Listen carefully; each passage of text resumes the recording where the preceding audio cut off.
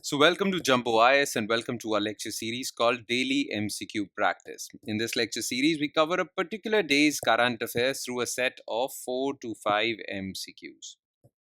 Okay, remember, we are covering current affairs through MCQs. Okay, and covering current affairs is very important. As you already know, it forms a very important portion of your civil services examination. Okay, both for prelims and mains. But especially for prelims, which is stage 1 of your civil services examination, you need to have enough practice of MCQs. You need to have enough MCQ practice. Okay? And MCQ practice should be from every subject. Okay? Therefore, to help you out in consolidating your current affairs, we have come out with this lecture series under which we'll cover MCQs on a daily basis from current affairs alone. Okay? If you follow this lecture series regularly, if you're covering 4 to 5 MCQs on a daily basis with me, then these 4 to 5 MCQs daily would add up to more than 1200 MCQs. So by the time you're ready for your prelims examination next year, you would have already practiced 1200 MCQs from current affairs. So as far as current affairs are concerned, you wouldn't worry that much about them while appearing for your exam. Okay? Provided you have made this lecture series a part of your daily routine. If this is a daily habit of yours, then you won't have to worry about current affairs while appearing for prelims examination. Okay? So keep that in mind. Make this lecture series a part of your daily routine. Alright, let's begin the lecture starting with question number 1.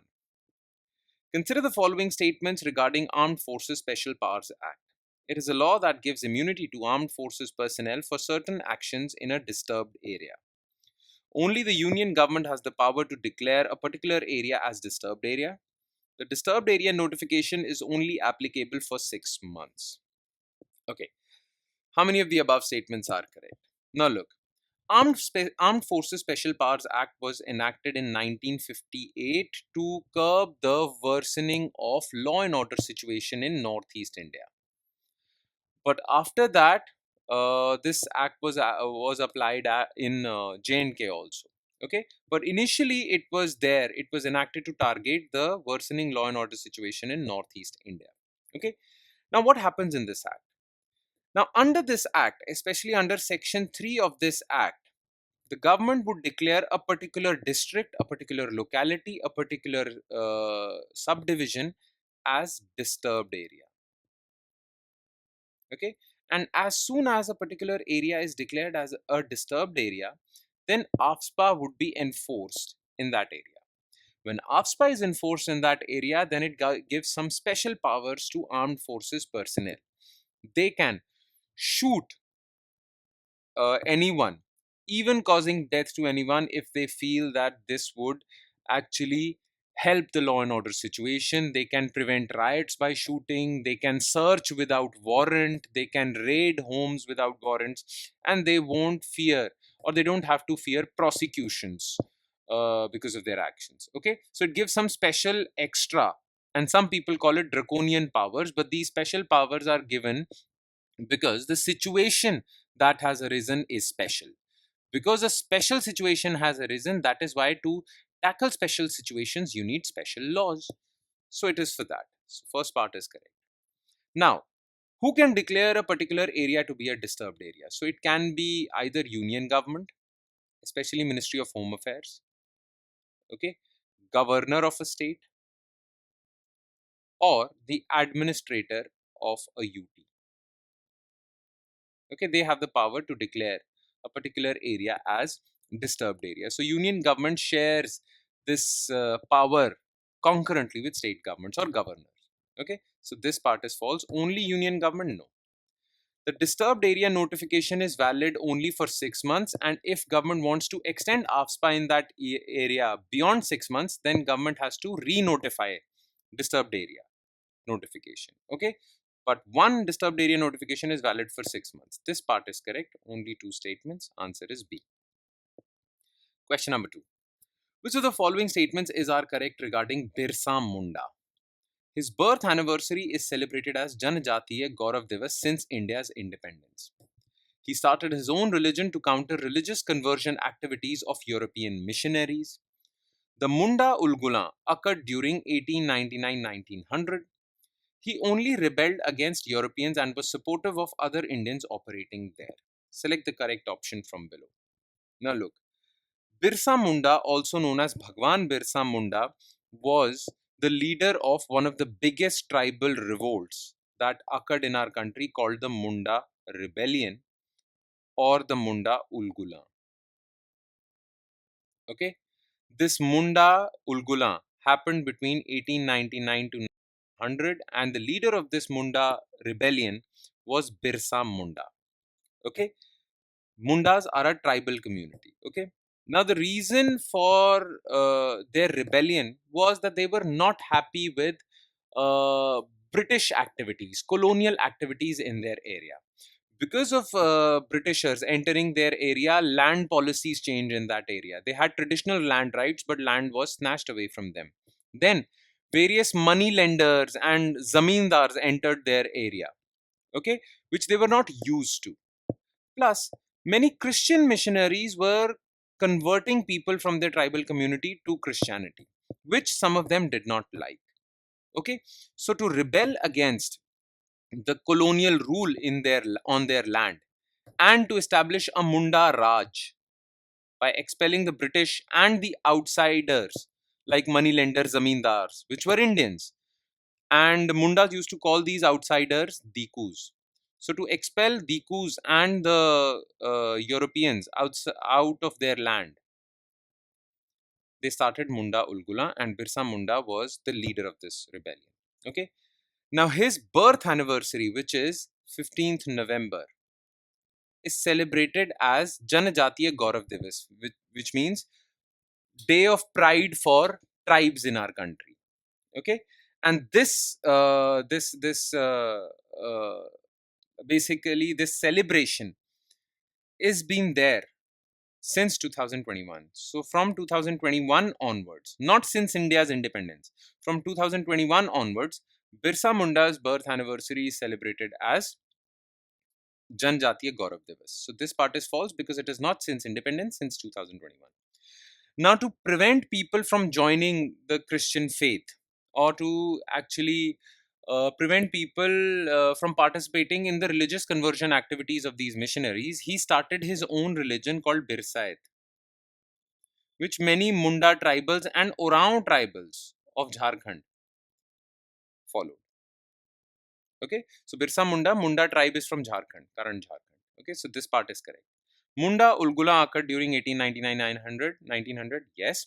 In 1900, he was arrested by the British and he was jailed. During his jail time, he died of cholera and then the movement faded out. Okay. Now, he only rebelled against Europeans and was supportive of other Indians operating there? Not at all. He was against Dikus also, which were outsiders, Indian outsiders who were hand in glove with the colonial government. Okay, like zamindars and moneylenders. So this part is false. 2 and 3 only. All right. Question number 3. Which of the following statements is are correct regarding rights of persons with disabilities? India has ratified the UN Convention on Rights of Persons with Disability. Rights of Persons with Disabilities Act was enacted to fulfill obligations under CRPD, United Nations Convention. RPWD rules of 2017 framed under the Act laid down specific accessibility standards which were made mandatory by the government. Okay. Now look, India did sign and ratify United Nations Convention on Rights of Persons with Disability. This part is correct. Okay. And to fulfill its obligations, because after ratifying, the country has to enact a law to fulfill its obligations under this treaty. India enacted Rights of Persons with Disability Act in 2016. Okay, this part is also correct. Now, under this act in 2017, government framed certain rules.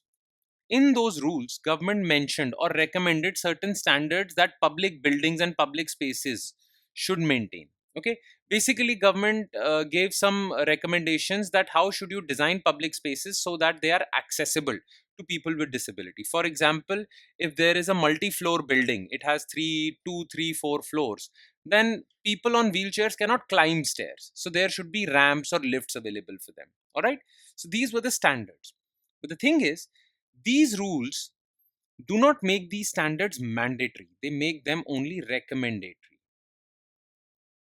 Okay, and recently Supreme Court has said that this is wrong. You should not make these standards recommendatory, you should make them mandatory. And if a particular government office does not do or does not follow these mandatory standards, then required punishment should also be given. Okay, so these accessibility standards were made mandatory by government? No, they were actually, Supreme Court has said that make these standards mandatory. Okay, so this part is false. A. And last, consider the following statements regarding smog in North India. It is an annual occurrence in northern parts of India during winter months due to a phenomena of temperature inversion. Temperature inversion is a phenomena under which the warm air closer to the ground gets trapped under the cold, dense air above it. Okay, now look, smog, which is smoke. Smoke is full of pollutants, plus fog, which is basically moisture, is smog. Okay, and we are seeing these smog like conditions in parts of northern India like Punjab, Haryana, Delhi, western Uttar Pradesh. So we are seeing these conditions. Now the thing is that it is an annual occurrence in northern parts of India because northern parts of India during the onset of winters suffer from a particular problem called temperature inversion. You can call it a problem or a weather phenomena. Now what is temperature inversion? Okay, look, the ground gets cold during winters. So, closer to the ground, there is this layer of cold air. And above this layer of cold air is warm air. Okay. Now, the thing is, had there been warm air closer to the ground, then warm air has a tendency of rising up. Okay. So, all the pollutants that have gathered in that layer of air closer to the ground would have gotten dispersed had there been warm air instead of cold air. But now, during winters, this air is cold and it has a warm air sitting above it. And cold air has a tendency to descend, not rise. So basically, these pollutants get trapped in this air. So a lot of pollutants released by stubble burning, by cars, by factories, by power plants, they get trapped because cold air does not rise. And during the onset of winters, winds are also not blowing that fast or that hard because of anticyclonic conditions. So, because of the phenomenon of temperature inversion, you see smog like conditions in the northern parts of our country. Okay, so this part is correct. Now, temperature inversion is a phenomena when warm air closer to the ground gets trapped under colder air. No, when cold air gets trapped under warm air. So, this part is false. This is the incorrect definition of temperature inversion. Only one answer is A. And with that, we conclude today's session. Thank you so much for watching, everyone. And please do not forget to download the notes, PDF file or notes for this lecture, because these notes would contain the written solutions to all the questions discussed in this lecture.